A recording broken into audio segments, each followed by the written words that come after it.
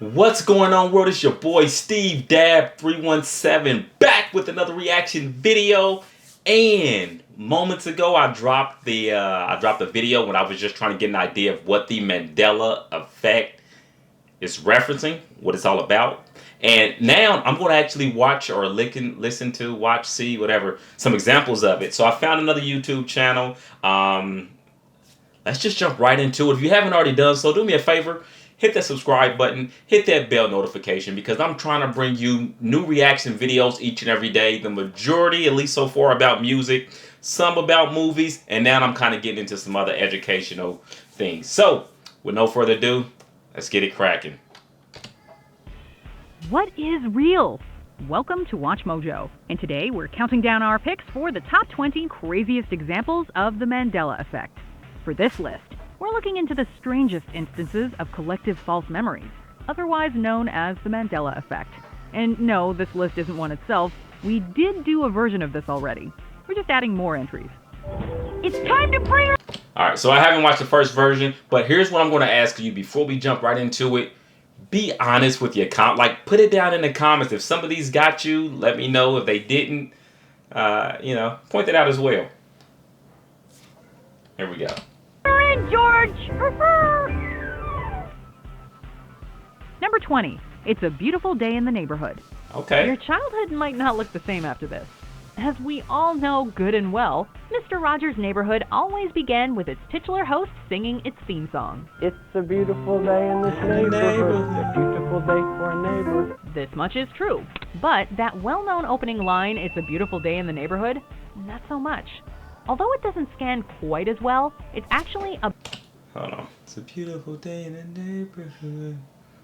Neighborhood. Would you be my? Could you be my? Beautiful day in this neighborhood. But how did we all miss It's a Beautiful Day in the Neighborhood? Not so much. Although it doesn't scan quite as well, it's actually a beautiful day in this neighborhood. But how did we all miss this when we've heard the song so many times in our youth? It's one hell of a day in my neighborhood. A hell of a day for a neighbor. It could be worse, we suppose. It's not like he was wearing leather jackets instead of cardigan sweaters this whole time. Number 19. Fruit of the Loom's logo. Did he say this neighborhood, though? Neighborhood. Number 20. It's a beautiful day in the neighborhood. Your childhood might not look the same after this. As we all know good and well, Mr. Rogers' Neighborhood always began with its titular host singing its theme song. It's a beautiful day in this neighborhood, a beautiful day for a neighbor. This much is true, but that well-known opening line, "It's a beautiful day in the neighborhood," not so much. Although it doesn't scan quite as well, it's actually a beautiful day in this neighborhood. But how did we He talking about his own neighborhood? neighborhood. We heard the song so many times in our youth. It's one hell of a day in my neighborhood. A hell of a day for a neighbor. It could be worse, we suppose. It's not like he was wearing leather jackets instead of cardigan sweaters this whole time. Number 19. That's one. I'm going to see how many of these I get right. Fruit of the Loom is a clothing company renowned the world over. Its logo is similarly famous, showing fruit spilling out of a cornucopia. Or at least that's what many of us remember it as being. In fact, the logo doesn't contain a cornucopia at all. Okay, so maybe an old logo has it, right? Nope. Versions of the logo dating back over 100 years lack the cornucopia too. So why do so many people associate a cornucopia with Fruit of the Loom? Even parodies and references to the Fruit of the Loom logo contain cornucopias, but not the genuine article. Number 18. The Monopoly Man's Monocle. The board game Monopoly features a memorable mascot named Rich Uncle Pennybags, also known as the Monopoly Man or Mr. Monopoly. He's famous for his suit, top hat, and large mustache. However, people are divided on whether or not he wears a monocle. Reality seems to favor that he doesn't, but our memories of this childhood game can't be false, right? Ace Ventura, Pet Detective. And you must be the Monopoly guy. Heck, even Ace Ventura made... I may have to go. You know what? That's what I'm going to... I may have to go watch Ace Ventura today. Pet Detective. Like, as a kid, like, Jim Carrey was hilarious to me. The mistake. And he seems like he's got a good head on his shoulders. Could it be as simple as conflating the Monopoly Man with other rich fat cat mascots like Mr. Peanut? Or has someone bought up all our memories? Number 17. Sex in the City. This much-loved HBO show and subsequent movies follow a group of 4 women and their love lives in New York City. I didn't feel a thing. It was like, hey, babe, gotta go. Catch you later. And I completely forgot about him after that. But are you sure that isn't just because he didn't call you? However, strangely, there is some disagreement on what its title is. Although some would swear up and down it's called Sex in the City, its title is actually Sex and the City. Now, the easy explanation is that people tend to slur the word "and" a lot, so that Sex and the City becomes Sex in the City. Really? However, there also seems to be plenty of merch and newspaper headlines bearing the word "in" instead of "and", so what gives? Did reality go out for too many drinks with the girls? So with that one, I never watched the show, so I'm not going to count that as me getting it or missing it. I just never checked it out. So, but again, let me know in the comments how you do. You can even number them if you want to, I guess. Number 16, Lucy has some splaining to do. I Love Lucy is a classic sitcom and among the most influential TV shows of all time. It's Ricky. Hi, Ricky. Hi, Rick. What's going on here? Why'd you slam the door in their face? Lucy's husband on the show, Ricky Ricardo, played by real-life husband Desi Arnaz, had a particularly memorable catchphrase. Lucy, you've got some splaining to do. Or did he? Lucy, you got some splaining to do. While Ricky frequently said the word splain in various contexts, he never says this exact quote, despite the supposed line being cited all over pop culture. Lucy, you got some splaining to do. It could just be a summation of Ricky's frustration with Lucy's antics distilled into a catchphrase that never was. A lot goes into a brew day. Alright, I want to keep this rolling because it's a longer video. Number 15, Oscar Meyer versus Oscar Meyer. An American meat company, Oscar Meyer has remained a fixture of pop culture thanks to its recognizable logo, famous Wienermobile, and several catchy jingles. But its name is a source of some consternation, as a lot of people remember Meyer being spelled with an E instead of an A. Oh, I wish I were an Oscar Meyer. Let me think. My baloney has a first name, it's Oscar. My baloney has a second name, it's Mayer. M-A-Y. Yeah, M-A-Y-E-R. Oscar Meyer has a way with B-O-L-O-G. Listen, if you started singing along with me, we're probably from the same generation. Kudos to you. Give me a thumbs up or something in the comment. I don't know if everybody can do emojis or not, but Meyer wiener. That is what I truly like to be. Old And news if clippings I can was even an be seen Oscar spelling it Meyer M-A-Y-E-R. wiener. So, is it just a case of the alternate Everyone spelling would being be more in common, love leading with to me. misspellings? My baloney has a first name. It's O-S-C-A-R. My baloney has a second name. It's M-A-Y-E-R. You'd think with one of its jingles having lyrics literally spelling out the company's name, though, it would be impossible to get it wrong. But there are those who swear the lyrics have changed since they were younger. Number 14, Mirror, Mirror on the Wall. In this seminal Disney animated film, the villainously vain queen famously possesses a magic mirror. To call on it, she says, "Mirror, mirror on the wall, who is the fairest one of all?" Except that's not the line in the Disney movie. Wait, it's who's the fairest of them all, right? Yes? No? Magic mirror on the wall, who is the fairest one of all? In Snow White and the Seven Dwarfs, the queen says, "Magic mirror on the wall."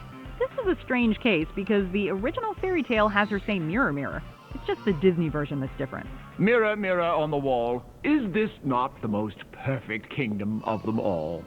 This could simply be a case where people are conflating the fairy tale and the Disney film, but even so, it's odd that something as popular and well-known as Snow White wouldn't be better remembered. Mirror, mirror on the wall, who's the fairest of them all? Number 13, Curious George's Tale. Curious George is a monkey and the star of many children's books and television series. Hey, George. Perfect kite flying weather, huh? Given how long the character's been around, many are surprised to realize that he doesn't have a tail. After all, George is a monkey, and most monkeys have tails. Apes generally don't, by the way, and Curious George is repeatedly referred to as a monkey. Could the common... Hold on.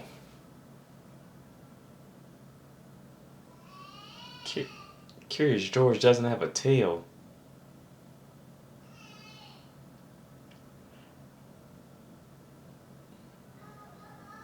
I've gotta go We got some books in the kids' room. I'm gonna have to go find one of the books and looks. But I feel like there's even a book title like Curious George did something with his tail, or I don't know. Anyways. Can confusion between the two sets of primates be the root of this Mandela effect? Or has reality changed the features of George's posterior? Whatever the case, we are certainly curious to find out. Number 12. Mona Lisa's Smile. The Mona Lisa is arguably the most famous painting in the world and has been discussed and dissected for half a millennium, from the strange phenomenon of her eyes appearing to follow you to her enigmatic smile. However, for some, the latter is especially mysterious, since there are many who claim that she didn't used to be smiling at all. Granted, it might just be that those exposed to the painting at an early age got better at reading her expression. Still, that so many people could be confused about one of the most studied pieces of art ever made seems odd. Number 11. Hello, Clarice. When Dr. Hannibal Lecter greets Agent Clarice Starling from his cell, a lot of us remember him saying, "Hello, Clarice," in that chilling tone. After all, that's the quote that everyone references. That is what he said, right? By the way, I think Anthony Hopkins is an absolutely brilliant... Well, I'll tell you this much. In terms of playing a role of somebody who is off their rocker a little bit, whether it's Silence of the Lambs, whether it's... Man, he has a thing for eating people. Whether it's Fracture. He didn't eat anybody in Fracture, but he... I don't want to talk about what he did in case you want to watch it, but another great movie, though. All over pop culture. Good evening, Clarice. Yet, in reality, Dr. Lecter never says this quote in The Silence of the Lambs, even if he approximates it in the sequel. Is this Clarice? Well, hello, Clarice. He says good morning to her and even good evening, Clarice, but never that infamous quote. So, are people simply misquoting the film because hello works at all hours of the day? Or is there a more sinister explanation at work? Number 10. Pikachu's tail color. The adorable yellow, red-cheeked Pikachu acts as the mascot to the massive multimedia Pokemon franchise.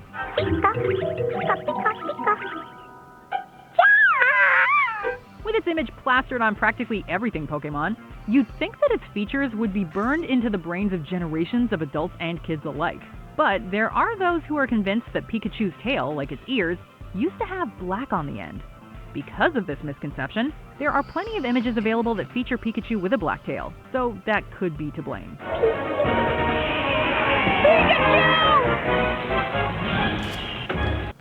Hey, who is that just attempted to attack Pikachu?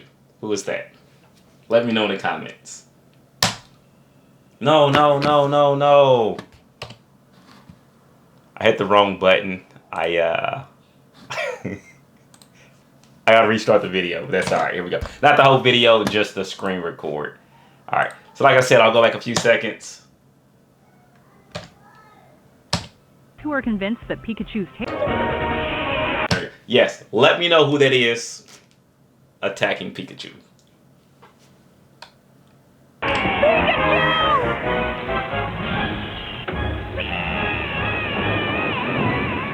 Or maybe people are remembering something they were into as kids and are surprised when they revisit it as adults. Number 9. Looney Tunes. We're getting to some deep cuts now.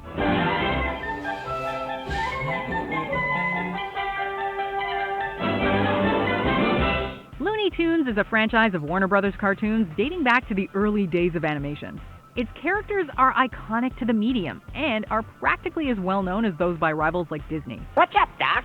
But, as famous as Looney Tunes is, there are some who believe its name spelling is no longer the same.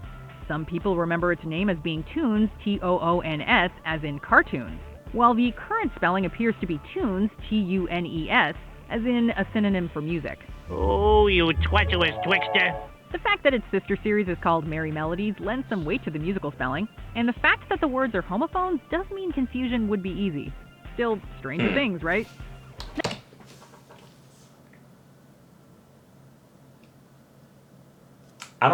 I think it's just something I've never thought about. Number 8. Tinkerbell writing the Disney logo. Walt Disney's Disneyland. When you wish upon a star. Considering how big Disney is, they sure have a lot of us misremembering their properties. During a lot of Disney animated features, The introduction usually features the Disney logo, with its iconic castle and the name in distinctive loopy handwriting. However, many fans seem to recall the character Tinkerbell from Peter Pan appearing in these intros. No. No. Although Tinkerbell has appeared in several variants of the sequence, a lot of us remember her using her wand to write out the word Disney before dotting the I with sparks. Despite many similar versions, none of them quite get it the way it's described. Yeah, okay, I'll push the thing. Chalk this one up to magic? Number 7. Play it again, Sam. As one of the titans of cinema, Casablanca has a host of memorable lines from He's looking at you, kid. to Oh, wait. What about us? We'll always... I felt like we watched that. I don't remember what grade. I felt like we watched it in school. I probably slept through a lot of it. I'm pretty sure. have Paris. Yet one of its most quoted is never actually spoken in the movie. The line, "Play it again, Sam," a directive to the piano player to play as time goes by, is often associated with All right, where are we? Really quick, I am going to... The most stressful purchase of my life. I'm going to pause it also. Listen, so there are what, at least 20 of these. They've got an older video. I don't know if the older one has any additional things, but I'll put a link in the description down to that channel. Now that I have an idea of what the Mandela effect is, now I'll have to be more aware and think if there's any that come to mind or that I can recall. That'll be something I'll have to think about off camera. And if I do, I'll share them with you. Anyways, for now, Steve Dab 317 signing out. Appreciate you for being here. Peace.